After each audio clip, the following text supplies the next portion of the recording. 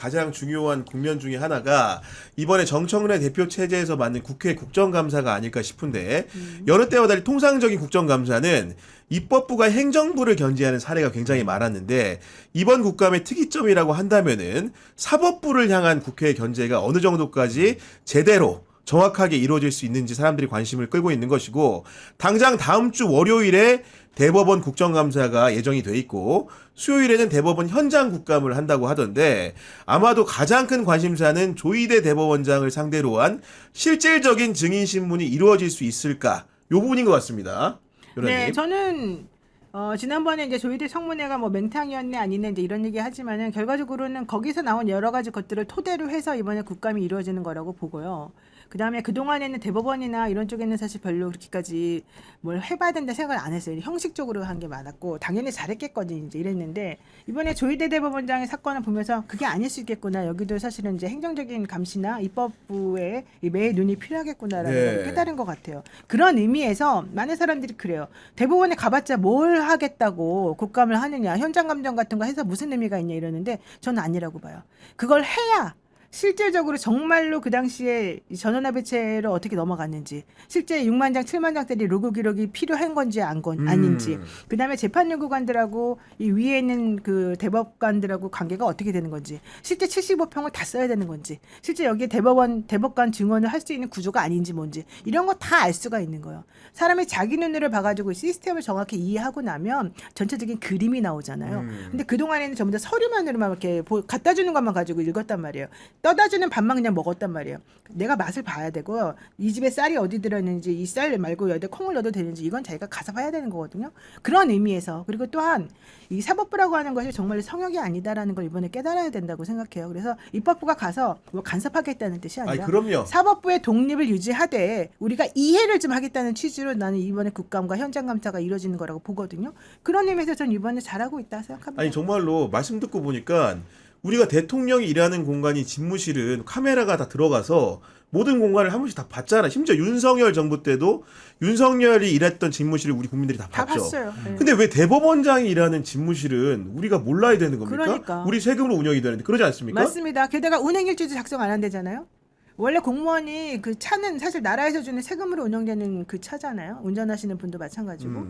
그러면 그분들이 어디를 갔는지 기름은 어떻게 쓰는지 이런 것들 왜 작성을 안 합니까? 당연히 작성하게 이재명 되었죠. 대통령님이 경기도지사 시절에 관용차 운행한 거 가지고 관용차 1억 얼마 배임으로 기소를 했잖아요. 아, 그게 재판에 넘어가 예. 있구나. 근데 대법관은 아예 그걸 서류를 안 써버린다?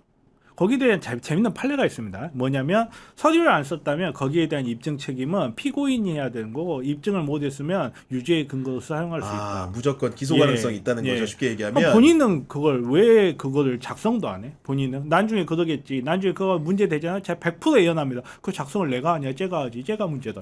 100% 그렇게 할 거예요. 아니에요. 그렇게 안 하고 있어요. 지금 뭐라고 하고 있냐면 규칙에 써 있다 그래요. 우리는 규칙이 안 해도 우리는 된다? 안 써도 된다고 써놨다. 그러니까 근데 아무튼 그런 간에 규칙을 만드는 것 자체가 말이 안 되는 말이 안 되는 이건 다 거죠. 위헌적인 거죠. 그 규칙이 공개가 됐어요. 제가 생각에 이번에 자기네가 이렇게 주장하고 있죠. 아니 그러니까 공개가 된 규칙 자체를 우리한테 알려주지도 않고 그러니까. 몇 제가 어디 봤을 때 있다고 그 말하고 규칙이 있는지부터 찾아봐야 된다고 생각해요. 왜냐하면 규칙이라는 거는 법에 벗어나는 규칙은 있을 수가 없거든요. 대법원 규칙도 마찬가지예요. 분명히 헌법에 대법원에서 규칙을 만들 수 있지만 법률에 어긋나서 안 된다고 분명히 돼 있어요. 법원이 사법부가 어느 정도의 독립성을 인정받을 수 있을지 몰라도 법에 어긋나서는 안 돼요. 그런 규칙이 있을까 저는 조금 의문이 돼요. 왜냐하면 공무원 관련된 법에 그런 걸 작성하게끔 법이 있기 때문에 만약에 거기에 어긋나는 규칙이나 그 규칙도 위법한 것으로 판단될 수가 있거든요. 예. 그리고 이제 뭐 저는 조희대가 국감에 오면서 대법원장도 끌려왔으면 이러고 올까봐 자기도 저도 재우니까요 우리가 또. 예. 저도 탄압받고 있으면 이러고 올까봐 저도 그게 좀 걱정이긴 한데 걱정되면서도 궁금하긴 한데 근데 분명히 삼권은 분립돼 있고 상호 견제가 원칙이에요. 삼권이 분립돼 있으니까 너는 너대로 나는 나대로가 원칙이 아니에요. 서로 그러니까요. 분립됐고 견제하고 이 사법부가 정말로 그렇게 자기네들 독립하려면 돈을 왜 받아가? 돈도 니들이 벌었었어 그러면. 그렇죠. 민간 기업체를 운영하면 되는 거고. 제가 이 그러니까요. 순간에 제가 궁금한 거는 왜 서초동이란 공간, 예를 들면 검찰도 수사의 근거를 대라 그러면은 내부 뭐 규칙에 의거해서 했다는 얘기를 많이 하잖아요. 게시범죄에 대해서도.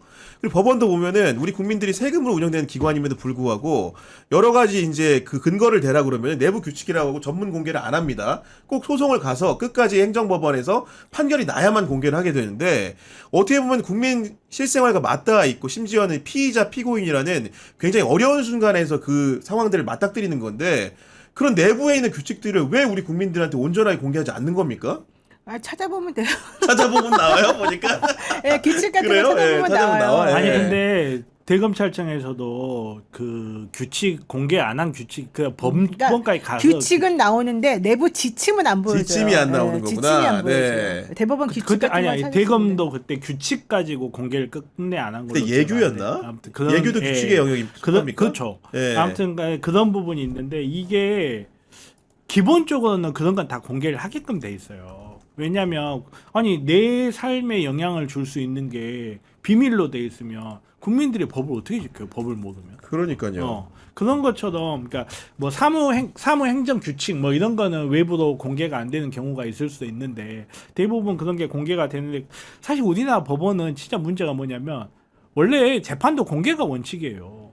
재판도 공개가 원칙이고 헌법에 분명히 국가 안보 등에 영향을 미치지 않으면 재판은 공개하게끔 되어 있고 판결문은 그런 경우에도 공개하게 돼 있거든요. 국가 안보에 영향을 미칠 수 있는 경우에도. 근데 우리나라 판결문 공개도 제대로 안 하고 있고 재판도 뭐 영상 촬영하려고 하면 법원에서 허락하는 경우가 별로 없죠.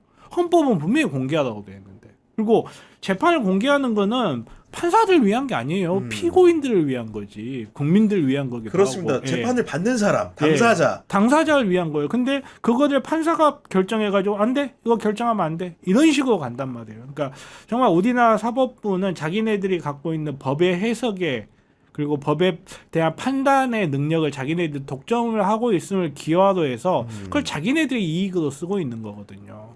분명히 이런 부분에 대해서 근데 현행 헌법으로는 좀 어려운 부분이 분명히 있어요. 분명히 이제 개헌이 돼가면서 대한민국도 이제는 이렇게 배심제, 참심제를 적극적으로 도입을 해서 사법 행정의 영역도 그 사법적 영역과 사법부에 대한 행정의 영역도 국민들한테 돌려줄 때가 됐다. 저는 그렇게 봐요.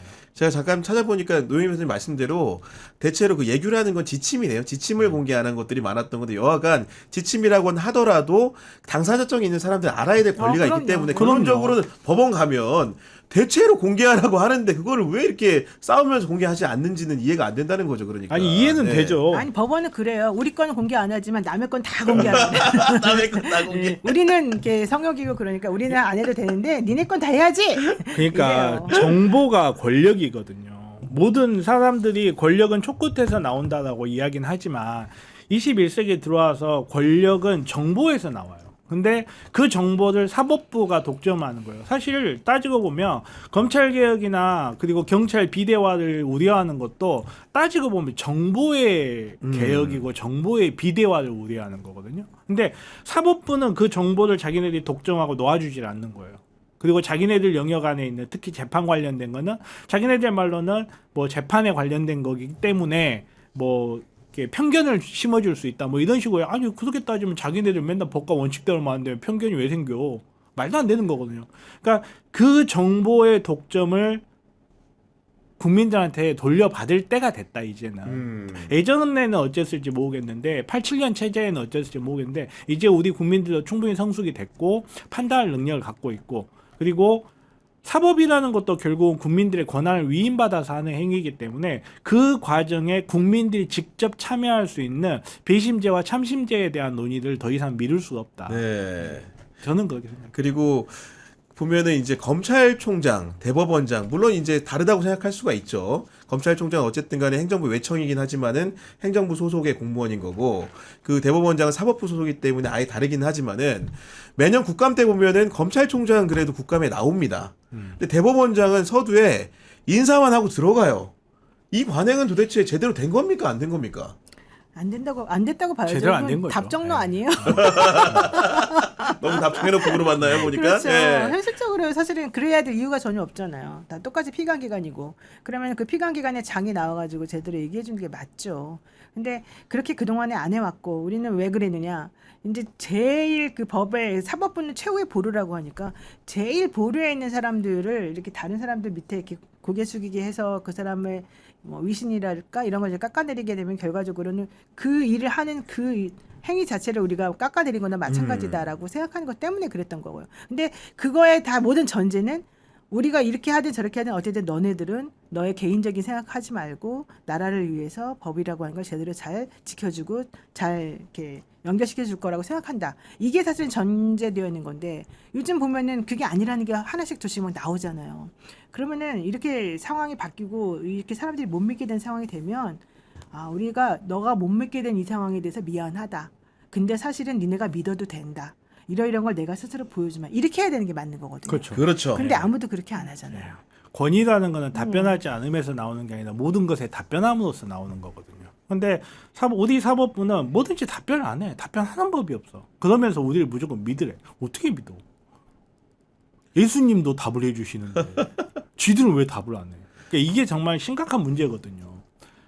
권위를 자기네들이 벌어들이는 게 아니라 그냥 주어진 권위를 어떤 식으로든 나누려고 하질 않아요. 결국은 이제 사법부 또한 개혁의 범위 내에 들어왔다는 점 정말 좀 어떻게 보면 저는 다행이다 생각해요. 그러니까 지금 보면은 국면적으로는 지난 5월에도 청문회가 한 번 있었고 대선 전에 그 지난 9월에도 이제 청문회가 있었는데 조희대 대법원장이 두 번 다 나오지 않았습니다. 쉽게 민주당이 표현을 빌자면은 노쇼 투아웃 상황이라고 하던데 이번에 국감에서도 모습을 드러내지 않는다. 어떤 조치를 취해야 되는 겁니까? 원칙적으로는 불러야죠. 예, 보통 이제 증감법에 따라 가지고 이렇게 소환을 시킨다고 하잖아요. 뭐 동행명령장 이런 거 발부해가지고 그래서 원래 그것도 지금 고민하고 있대요. 근데 이제 그렇게 되면 아 어디서 또 지금 현재 니네 재판 받고 있는 거 되게 많은데 일부러 그 사람들 겁박해가지고 하려고 하는 거 그런 아니냐? 프레임이 또 이런 프레임이 또 작동을 하겠죠. 저는 그 부분에 있어서는 아직까지는 사람들의 이제 생각이 막 그렇게 변경되거나 이런 건 아니니까 좀 바뀌어야 된다고는 생각하는데 그게 어쨌든 사람들의 현 상황이라고 한다면 그거를 마냥 무시할 수는 없거든요. 그래서 그거에 대해서는 좀 현명하게 판단을 해서 국회의원들이 좀 잘했으면 좋겠는데 어쨌든 특권 의식을 버리고 저는 조희대 대법원장이 와서 얘기해주고 또 실제 이제 모든 일은 사실 행정처장이 하는 게 많거든요. 네. 그러면 행정처장이 할 수 있는 건 행정처장에게 위임하고 이런 식으로 해서 정리하는 게 맞다고 봅니다. 사실 이렇게 굳이 조희대를 부르는 거는 법원 행정처장이 할 수 없는 영역을 지금 질문을 하려고 하는 거잖아요. 전원합의체 사건이니까요. 그러니까, 실제로 예. 그거를 질문하기 위해서 조희대를 부르는 거기 때문에 저는 조희대가 나올 거라는 기대를 안 해요. 왜냐하면 원래 그 수사 피하는 사람들은 범죄자가 피하지 국정감사 안 나오는 사람 그만한 다 이유가 있는 거예요. 이 사람이 정말 정당하고 정정당당하게 자기가 업무를 정확하게 추진했음을 이야기할 수 있는 사람이었으면 제가 봤을 때 진작 나왔을 거예요. 오히려 그 사법부의 신뢰를 세운다는 면에서도 겉으로 보기에 그렇게 보였을지 모르겠는데 네. 우리는 내부에서 우리 나름대로의 원칙에 따라서 뭐 9일 만에 판단을 내리기 위해서 우리가 밤을 새고 일했다. 75평짜리 내 사무실이 6만 페이지 서류로 꽉 차 있었다. 뭐 이런 식으로 이야기를 하겠죠. 그걸 못 한다는 것 자체가 저는 조희대라는 사람의 그 처지 보여주는 거고 저는 굉장히 궁박한 상태에 있기 때문에 절대 안 나올 것 같아요. 그리고 이런 상황에서 민주당은 이제 사법개혁안을 아마도 성한 단계에 이른 상황인 것 같은데 조희대 대법원장이 국회의 모습을 드러내지 않는다면 그런 형태의 사법개혁안이 좀 힘을 얻게 될 동력을 얻을 수 있을까요? 변호사님? 근데 지금 현재 국민들이 조희대 대법원장에 대해서 신뢰를 얼마나 하느냐에 따라 좀 달라질 것 같아요. 지난번에 여론조사를 이제 보니까 물론 이게 시기별로 조금 달라지는 것 같아요. 조희대 대법원장을 탄핵해야 된다는 여론이 51%를 받았던 적도 있고 그 다음에 이제 해보니까 민주당이 너무한다 이러면서 탄핵해야 된다는 여론이 43%인가 나오는 경우도 맞아요. 있더라고요. 네. 그러니까 사람들이 마음이 사실 다 이게 오차범위 내에서 왔다 갔다 한다는 거예요. 근데 이 정도가 되면 이거는 대법원이 잘못한 거예요. 그렇지 않아요? 우리 그동안에 대법원에 대해서 이렇게 생각한 적이 맞아요. 없었어요. 네. 그러면 대법원 이걸 부끄럽게 여겨야 되고 왜 우리를 자꾸 흔들어 이렇게 할 생각이 아니라 왜 우리가 어떻게 했길래 얘네들이 이렇게 생각하나 국민들이 왜 이럴까 민주당뿐만 아니라 국민들이 왜 이렇게 생각하고 있을까 이거를 이제 생각을 해봐야 되는 거거든요. 근데 지금 하는 거는 무조건 버틴다 무조건 우리는 이걸 위신을 세워야 되니까 니네 말 절대 안 된다. 이렇게 가지고 할 수 있는 상황은 아닌 거고 전 세계 어느 나라는 다 지금 바뀌고 있거든요. 그래서 그렇다라고 한다면 그동안에 잘못했던 것들에 대해서 반성을 하고 그 반성이 뭐 꼭 무릎 꿇고 뭐 사과하나 이런 방식이 아니라 우리가 현실적으로 어떠한 식으로 의사 결정을 했고 이 과정의 절차는 이러이러했기 때문에 너네들이 생각하는 그런 종류의 의심의 상황은 아니다. 이걸 알려주면 되는 거거든요. 그렇죠. 그러니까 구체적으로 예를 들면은 뭐 이재명이 어땠기 때문에 이 사람에 대해서는 뭐 무슨 생각 가졌고 얘는 뭐를 이렇게 할 필요가 없이 이렇게 돌아가는 거에 대한 일차적인 판단은 왜 이렇게 됐고 절차는 왜 이렇게 됐고 왜 다른 거하고 다르게 이런 일을 했는지 그것만 알려주면 되는 거거든요. 그럼 납득할 소재가 되면 납득하겠죠. 우리는 국민들이. 그것만 알려달라는 거예요. 왜 근데 네가 그거를 다른 아무 10년 동안에 있었던 일하고 완전히 다르게 왜 갑자기 이렇게 했느냐 그거 설명을 못하고 있는 중이니까 대답을 아무리 물어봐도 안 하니까 그것만 궁금하니까 그거 대답해달라는 거. 그럼 우리가 네가 설명을 제대로 하면 우리가 납득하면 납득하겠다 이건데 그걸 안 하고 있으니까 지금 이런 일이 벌어지잖아요. 그거를 설명을 할 수가 없는 게 본인들이 지금까지 계속 적용해왔던 판례가 상당히 변경이 돼버렸어요. 네, 본인들이 지금까지. 그러니까 2심 판결에서 2심 판사가 그때까지 있었던 대법원의 최신 판례들을 다 수집을 해놓은 집대성문 같은 거라면 대법원 판단에서는 기존에 자기네들이 했던 판단을 다 뒤집어버린 판단이었어요. 그러기 때문에 자기가 와가지고 아무리 말을 잘 설명한다고 해도 국회의원 중에 한 명이 근데 왜 바로 전에 제 판단이 바뀌었어요? 하필 여기에서 이렇게 말했을 때 적절한 답변을 저는 못할 거다. 이렇게 보기 때문에 아예 기대를 그냥 안 하는 거예요. 말이 바뀌었어. 신뢰는 주어지는 게 아니라 벌어들이는 것이라는 미국 속담이 있거든요. 우리나라 제4법부는 신뢰를 단 1도 못 벌어들였어요. 가장 비정상인 게 뭐냐면 대한민국에서 대법원장 중에 양승태 다음으로 국민들이 대법원장이 누군지 아는 상황이 지금 양승태는 그만둔 다음에 알았어 사람들이. 근데 지금 조희대는 대한민국 국민들이 현직인데 너무 유명해졌어. 언제 대법원장의 숫자를 이렇게 많이 하냐고요. 맞아요. 언제. 모든 사람들은요. 인식하지 않은 거는 알지 못해요. 대법원이라는 기관은 항상 법률적으로 움직이는 기관이었기 때문에 뭔가를 맡기면 아웃풋이 있는 기관이었을 뿐 그 안에 무슨 일이 사람들이 관심이 없었어요. 조용했기 때문에. 그렇죠. 근데 지금은 너무나 시끄럽고 비정상적인 아웃풋이 나오니까 이게 왜 그래? 라고 원인을 찾다가 보니까 야, 그렇네. 저거네 라고 한 그렇네. 거. 예. 가장 비정상적인 거는 국민들이 조희대라는 이름을 알고 있다는 거예요. 맞네. 이거를 네. 타결할 방법이 없어요. 근데 문제는 뭐냐면 조희대만이 이 상황을 만든 게 아니라 조희대 플러스 윤석열 플러스 지기현이 그렇죠. 그렇죠. 세트를 만들었다는 거예요. 왜냐하면 윤석열이가 지금 법원이 얘기하는 모든 걸 다 무시하고 있어요. 야, 그런 피고인 전 처음 봅니다. 법원에서 진짜. 영장을 발부했는데 그 영장을 거부하지. 네. 영장 거부해가지고 체포하러 갔더니 또 그거를 또 거부하지. 그렇죠. 그리고 난 다음에 체포가 됐는데도 그 다음에 또 그 안에 버티고 앉아가지고 아무것도 안 하려고 그러고 자기 것만 다 챙기지. 그래서 사람들이 전부 다 너 왜 그러니라고 말하니까 갑자기 지기현이 풀어줘. 갑자기. 그러니까 사람들이 전부 다 깜짝 놀라가지고 지기현하고 야, 이게 윤석열이 뭐야, 도대체. 뭐가 있나 이렇게 생각을 하잖아요. 그래서 지기현한테 물어봐. 왜 그랬니? 대답을 안 해. 둘 다 대답을 안 하는 거예요. 그리고 난 다음에 지기현 이상한 행동하고 있는데 그 재판부가 그러면 재판이라도 잘하나? 봤더니 아무것도 안 하고 윤석열 괜히 안 나오는데도 너 안 나와도 된다. 너 안 나온 상태에서 알아서 하겠다. 하면서 웃으면서 막 행복하게 막 재판을 진행해. 그러니까 사람들이 전부 다 이 사람들이 미쳤나 지금 이제 그러고 있는데 갑자기 중간중간마다 뭔가 이상한 얘기가 벌어지고 의심이 되는 상황마다 윤석열, 지기현, 조희대 간에 삼각 커넥션이 있는 것처럼 보여져. 그래서 우리들이 전부 다 설명 좀 해달라 그러면은 설명할 거 없는데 이러고 설명 안 해? 근데 우리가 딱 뒤를 돌아서 확인해 보니까 핸드폰이 바뀌어. 자기네끼리 밥을 먹었다 그랬다 안 먹었다 그랬다 난리가 나. 그러니까 사람들이 전부 다 도대체가 뭐가 진실이니 알려달라 근데 아무도 안 알려주는 거예요. 그렇네요. 그렇지. 영장도 기각해 버리고. 게다가 나는 이 재판부에 대해서 아무런 게 없어. 나는 뭐 여기에 대해서는 좋아라고 하면서도 그 재판부는 13번을 안 나가도 그 재판부에서는 안 나와도 된단다. 내가 알아서 하마. 이러고 지금 앉아있기 때문에 우리가 그 누구가 아무리 이거를 객관적으로 보려고 하더라도 저 세 명은 숨겨낸 자식인가? 이 생각이 할 정도예요, 진짜로. 왜 그렇게까지 하는지를 아무도 이해를 못 하잖아요. 사람들이 전부 다 저 세 명의 관계가 뭔지가 너무 궁금한 거잖아요. 그러면 설명을 아무라도 해줘야 돼요. 윤석열이라 해주든지 지기현 부장이 해주든지 조희대 대법원장이 해주든지 해야 돼요. 아무도 안 해줘요. 그런데다가 그렇게 아무렇게나 행동하는 그 모든 것을 국민의힘이 또 이용을 해먹어요. 국민의힘은 윤석열이 하는 거에 대해서 비난하는 게 아니야. 윤석열이 잘한다는 식으로 지금 얘기를 나오고 있으면 자기네끼리 전부 다 지금 한통속이 돼가지고 뭔가 하는 것 같아. 그럼 우리 입장에서 보자면 우리 보고 법을 지키라는 거야, 말라는 거야. 윤석열은 안 지켜도 된다는 거 말라는 거야. 그럼 조희대는 왜 저렇게 행동하는 거야? 계속 의문점만 쌓이잖아요. 그 의문점을 해결을 아무도 안 해주잖아요. 그럼 이 상황에서 우리가 어떻게 해야 됩니까? 왜 이렇게 웃고만 있을 거예요? 아니 그게 아니고 방송하고 있잖아요. 공감이 돼서 제가 지금 웃고 있었던 건데 뭐냐면은 그 내란 재판의 성격을 혹시나 이제 좀 잘못 알고 계신 분들이 있을까 설명을 드리는 건데 내란 재판, 내란인 사건 자체가 피해자가 국민이잖아요. 그러니까 그럼요. 피고인이니까 본인의 이익만 생각해서 안 나올 수 있는 권리만 존재하는 게 아니고 모든 국민을 상대로 피해를 입힌 가해자로서 법정에 출석할 의무가 있는 사건인데 그 재판을 안 나오는데 구인영장 발부하지 않는 것 자체가 너무 이해가 안 된다는 거거든요. 아니 모든 재판은 다 피고인은 출석 의무가 있어요. 출석 안 하면 거기에 따른 불이익을 받는 거고 경우에 따라서는 구인영장 발부해서 끌려 나올 수도 있는 거고 또 수갑 차고 이러고 나올까 봐 걱정이긴 한데 아무튼 뭐 모르겠어요. 그 부분에 대해서 모르겠는데 저는 지기현도 그렇고 조희대도 그렇고 헌법재판소한테 아주 못된 걸 하나 배웠어요. 사람들은 결과만 좋으면 과정은 다 잊어버려요.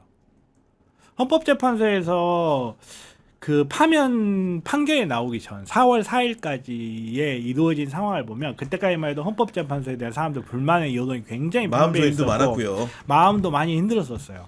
근데 4월 4일 날 윤석열 파면을 딱 발표하자마자 헌법재판소 영웅이 됐어요. 그냥. 그 과정에서 무슨 일이 있었는지 없었는지 거기에 대한 자세한 이야기는 나오지 않지만 그래서 전원이 일치된 의견으로 파면한다. 이 결정 하나 내리고 나서 제가 이분을 싫어하는 건 아니에요. 오해는 하지 마세요. 근데 문영배 재판관이 이 시대의 의인처럼 나오고 그동안에 있던 모든 불만들이 다 사라졌어요. 저는 사법부가 그 생각을 할 거라 생각해요. 지기현이 아무리 욕을 먹고 조희대가 아무리 욕을 먹어도 지기현이 마지막 순간에 윤석열 사형 선고 내리면 우리는 다 괜찮을 거예요. 국면 전환이 된다. 그런 상황에서 저는 그렇게까지 이야기를 했었거든요. 윤석열이 안 나오는 거 즐기고 있는 건 지기현일 거다. 지기현 입장에서는 피고인 신경 안 쓰고 때리면 돼요. 여기에서 이제 어떤 사람들 지기현이 받아먹은 게 얼만데 뭐 한 게 얼만데 윤석열한테 어떻게 그러게 하냐 막 이렇게 이야기할 수도 있거든요. 윤석열 대통령도 아니고요. 나중에 뭐 관련해가지고 뭐 올라오면 법원에서 영장 기각해버리고 검찰에서 기소 안 하고 뭉개버리고 법원에서 무죄 판단 내려버리면 돼요. 윤석열이 현직에 있지 않는 한에서는 사법부는 자기네들이 지기현 입장에서도 지기현이 지금 형사 25부 그만두잖아요. 그러면 평생 지기현이야. 근데 지기현이 지금 버티고 윤석열 사형 딱 때려버리잖아요. 그럼 그 다음날 이후로는 내가 영웅이 될 수도 있어. 이런 생각을 그리고 조희대 입장에서도 겁 봐라. 우리는 항상 법과 원칙대로만 판단한다고 내란범에게 관용은 없다. 이렇게 나오면 자기네들이 지금 당하고 있는 정치적 모든 시련들을 한 방에 엎을 수 있다라는 기대를 할 거라 생각하고 그 기대가 실현될 가능성이 제법 있다고 저는 봐요. 그래서 사법부에 대한 개혁 동력을 잃지 않으려면 지금이에요. 지금이 예. 정말 적기다. 그 이유가 되면 동력이 뚝 떨어져 버려요. 근데 판단하네. 저는 좀 나이브하신 것 같은데 지기현 부장이 사형을 선고할 거라고 보세요? 저는 그렇게 봐요. 저는 안 그렇게 봐요. 그래요? 지기현 예. 부장은 오히려 정말 자기가 할 수 있는 최대한으로 약한 형을 선고하고 갈 가능성이 있어요. 어차피 욕 다 먹었기 때문에. 아니 사형이 가능성은 없어요. 있죠. 그러니까 가능성은 나는 있는데 사형을 선고하고서 이건 한 방에 해결한다. 그렇게 생각 절대 안 할 거라고 보고요. 보세요. 윤석열의 태도를 보세요. 백대현 부장 재판부에 지난번에 나오라 그러니까 보석 청구하면서 제가요 원래 목소리가 큰데요. 제가 오늘 좀 낮게 말하고 있습니다. 이러면서 재판부한테 아부하던 그 모습 기억나시죠? 내가 그래서 속으로 이 재판부는 절대 보석을 그 기각 결정이든 인용 결정이든 이 재판 끝날 때까지 해주면 안 된다. 그래야지 이 사람이 나온다. 근데 결국 지난번에 해버렸더라고. 너무 빨리, 너무 원칙적으로. 그러니까 안 나오잖아. 안 나오지. 안 나오잖아. 안 나오지. 안 나오게 뻔하뻔짜거든. 네. 그러니까 이런 사람인데 우리가 보면 딱 보면 재판부 입장에서 얘 자기 보석 걸려 있으니까 나와가지고 마치 아부하는 듯이 하더니 결국 안 나오. 그러니까 몰랐을까요? 알았을 거라고 나는 봐요. 알면서도 나는 그냥 기각 결정을 빨리 내렸다고 보는데 실제로 그것이 의미하는 바는 무엇이냐면 윤석열이라고 하는 사람이 가진 이 비루하고 비겁한 이 행동이 재판부들이나 판사들 입장에서 어떻게 컨트롤할 수 있는가를 자기들 알면서도 안 하는 부분들이 많이 있다는 거예요. 근데 그게 바로 판사들이 할 수 있는 최대치. 그러니까 나는 직위원 부장은 사실은 나는 직위원 부장이 빨리 하지 않는 것도 불만이지만 자기가 막 빨리 한다고 하는 것도 싫어. 왜? 제대로 그건 안 하면서 자기가 그냥 판결을 자기가 내려서 얘한테 유리하게 해버리고 가버릴 것 같아. 오히려 그건 더 나쁜 거거든요. 그럼 1심에서 한번 판결이 나와버리니까. 그러니까 저는 이제 생각을 달리하는 이유가 만약에 정말로 지기현이 윤석열한테 좋은 판결을 내리고 싶었으면 그렇게 했을 거예요. 빨리. 아이 무슨 소리야 일주일에 3번씩 막 자기가 할 수 있는 거 다 한 다음에 내가 살펴봤는데 얘는 좀 멍청해서 문제지 내산에 고의가 있었던 건 아닌 것 같아. 얘는 그냥 멍청한 거야. 이렇게 판결을 내려버릴 수 있는데 시간을 질질 끌다는 거는 자기가 내리고 싶지 않은 내심 내리고 싶지 않은 선고, 내심 내리고 싶지 않은 판결을 내려야 되는 상황이다라고 저는 그렇게 봐요. 그러니까 이 부분은 생각을 달리하는 건데 저는 그러니까 생각을 달리하는 거기도 하고 직위원도 그렇고 조의대도 그렇고 지금 이 상황에서 자기네들이 갖고 있는 사법개혁에 대한 칼날을 피할 수 있는 가장 좋은 방법은 윤석열 사형 선고해버리는 거예요. 그러면 자기네들이 지금까지 받고 있는 그 우려 그거 봐라 너네들 잘못 우려하는 거야. 우리는 법대로만 해. 이런 식으로 빠져나갈 수 있는 기회하고 그 개혁 동력을 상실케 하는 힘이 될 수 있기 때문에 저는 지금 상황에서 사법부가 누구를 봐주고 안 봐주고 못한다고 생각해요. 왜냐하면 개혁의 칼날이 지금 목 밑에 들어와 있고 조희대를 국감에 불러야 된다는 이 상황 자체가 사실은 사법부가 얼마나 중대한 위기에 빠져 있는지 보여주는 거거든요. 그러니까 이런 상황에서 결국은 빠져나갈 국리를 계속 할 거고 제가 하고 싶은 가장 중요한 말은 사법개혁을 미루면 안 된다고요. 지금 네. 동력이 있을 때 해야지 여기에서 한숨 쉬는 순간 윤석열 바로. 검찰처럼 돼버려요. 네. 예, 윤석열 검찰이 지지율이 2018년에 윤석열 검찰 지지율이 거의 뭐 대한민국 최고 행정기관 중에 최고 수준. 그랬을 겁니다. 아마 그때 행정기관 당시에는. 중에 최고 수준. 네. 그때 당시에는 사실 검찰이 눈치 보는 게 뭐 박근혜 때는 안 그랬어요. 박근혜 때는 뭐 수사 열심히 했으니까. 근데 사람들이 봤을 때 윤석열이라는 작자가 나타나서 박근혜도 구속시켜 최순실도 구속시켜 뭔가 열심히 하는 거고 정의로운 것 같아. 그리고 아웃풋이 있어. 그리고 급기야는 양승태 대법원까지 겨냥하는 모습을 보면서 엄청 인기가 생겼고 그리고 대통령까지 될 수가 있었던 거거든요. 거기에서 저는 틀림없이 사법부도 저 봐. 이렇게 하면 돼. 우리가 이렇게 하면 돼. 라는 교훈을 저는 배웠을 것 같고 우리 사회도 거기에서 교훈을 배워야 되는 게 동력이 생겼을 때 지금 빨리 처리해야 됩니다. 지난번에 직위원 재판부가 중계했잖아요 방송. 네. 그거 보셨어요? 네, 봤습니다. 보셨어요? 저도 일부 봤습니다. 네. 어땠어요? 느낌이? 글쎄요, 저는 그냥 너무 생각했던 것보다 긴장감이 좀 없다는 바로 느낌? 그거죠. 네, 약간 웃으면서 제 농담하면서 제 느낌은 네. 특검하고 변호사하고 다 했습니까? 요 정도까지 해야 돼요? 여기 지금 우리 지금 증인 4명 나와 있어요. 그렇게 하면 안 돼요. 이거는 그냥 누구 절도 사건이 아니에요. 좀 엄하게 하고 이건 준엄하게 내란 하고. 재판 사건이에요. 네. 그런데 이 재판장이 그날은 그래도 중계한다고 텐션을 좀 낮춘 거래요. 거기 맨날 들어가는 사람들이 얘기를 들어보니까 평상시에는 더 하이 텐션으로 더 웃기려고 그러고 더 재밌게 하려고 그러고 막 이런다는 거예요. 이게 거기서 말한 텐션이 그 텐션인가요? 이게 나는 잘못되는 거라고 봐. 이 부장 판사님이 원래 성격이 그런 사람인 건 내가 잘 알고 있지만 네. 그렇게 하면 안 되거든요. 이게 얼마나 엄중하고 얼마나 중요한 재판인지를 본인이 깨닫고 엄격하게 해줘야 돼요. 그래야지 거기 임하는 사람들이 자기가 잘못한 걸 깨닫고 이게 되게 상황이 심각하다라는 걸 알게 되는 건데 웃으면서 그래요 얘기해봐요. 둘이 싸우는군요. 좋아. 오늘은 웬일이지? 아침보다 좀 덜하네. 총량의 법칙이 있는데 오늘 생각보다 좀 더 텐션이 작아졌네. 이런 걸 하면 안 된다고요. 그러니까 그거를 우리가 봤다고요. 그러니까 그럼 그 재판하는 모습을 보면서 우리가 뭐라고 생각하겠어요? 이거 장난이구나 재판은. 이거 심각한 거 아니구나. 이거 그냥 아무나 할 수 있는 그런 문제였는데 우리가 너무 심각하게 생각했구나. 이렇게 잘못 오해할 수 있는 거 아닙니까? 아니 재판장이 화를 낼 필요는 없지만 이게 얼마나 심각한 상황인지에 대한 경각심을 가지고서 재판해야 되는 거 아닙니까? 재판을 하는 사람이 그런 식으로 재판을 하면요. 거기 들어오는 피고인, 증인 누구라도 다 이거 별거 아니네. 일단 우습게 본다고요. 이게 맞냐고요 도대체가. 그러니까 지기현이 재판을 어떻게 하고 지기현이라는 사람이 계속 재판을 해야 되는가 거기에 대해서는 저는 의문의 여지가 없다고 봐요. 지기현 그 뭐 굳이 영상을 보고 안 보고를 떠나서 뭐 영상을 보는 과정에서도 그런 식으로 재판 뭐 평상시에 어떤 식으로 재판하는지 뭐 제가 뭐 그것까지는 잘 모르겠어요. 평상시에 어떤지는. 근데 그 사람이 계속 재판을 하고 있는 지금 현실은 심각하게 문제가 있죠. 그리고 조희대가 대법원장에 있는 지금 계속 있는 현실도 심각하게 문제가 있고 결국은 우리가 이제 논의를 해야 되는 거는 사법부를 어떤 식으로 견제를 해야 될 것인가. 그리고 사법부가 어떤 식으로 지금 현 상황에서 타결해 나가려고 노력을 할 것이며 그러면 민주당은 어떤 식으로 해야 될 것인가. 지금 이거를 논의하는 과정에서 지금 이런 이야기가 네. 나오고 있는데 결국 중요한 거는 이렇게 어떤 식으로 사법개혁을 해야 되나. 저는 말씀드렸다시피 저는 궁극적 사법개혁을 위해서는 저는 개헌이 필요하다고 생각해요. 왜냐하면 사실 배심제, 참심제가 없는 대한민국밖에 없어요. 진짜로. 강제력이 있는 배심제, 참심제가 없는 나라는. 이런 비정상적인 상황을 개헌을 통해서 해결해 나가야 되지만 개헌 이전에 지금 현재 사법부의 조의대를 어떻게 처리하고 국감에서 조의대를 어떤 식으로 다뤄야 되는가. 어떤 식으로 저는 국감을 나오건 안 나오고 어떤 식으로 다루건 안 다루건 국민의힘은 똑같이 문제를 삼을 거고 언론은 똑같이 문제를 삼을 거고 여론을 똑같이 안 좋게 몰아갈 거예요.